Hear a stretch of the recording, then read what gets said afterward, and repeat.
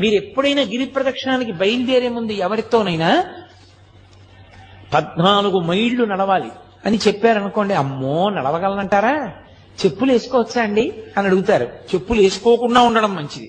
గుళ్ళో ప్రదక్షిణానికి చెప్పులు వేసుకుంటావా అన్నారనుకోండి, అమ్మో చెప్పులు వేసుకోకుండా నడవడమే ఎందుకైనా మంచిది, వెనక నుంచి ఓ కారో ఏదో నడిపించుకుంటూ వస్తాం అంటారు.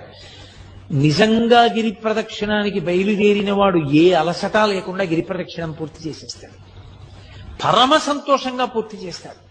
కాలు కింద పెట్టి 1 కిలోమీటర్ దూరం లేనటువంటి ఆఫీస్కి ఏదో ఒక వాహనం లేకుండా వెళ్ళలేని వాళ్ళు, నా జీవితంలో నేను 3-4 పర్యాయాలు చూసా వాహనం ఎక్కకుండా 14 మైళ్ళు అటువంటి వాళ్ళు ప్రదక్షిణం చేయడం. అందరికన్నా ముందు నడుస్తూ చేశారు కూడా వాళ్ళు. అది ఆ అరుణాచలేశ్వరుడి అనుగ్రహం. వాళ్ళ యొక్క భక్తి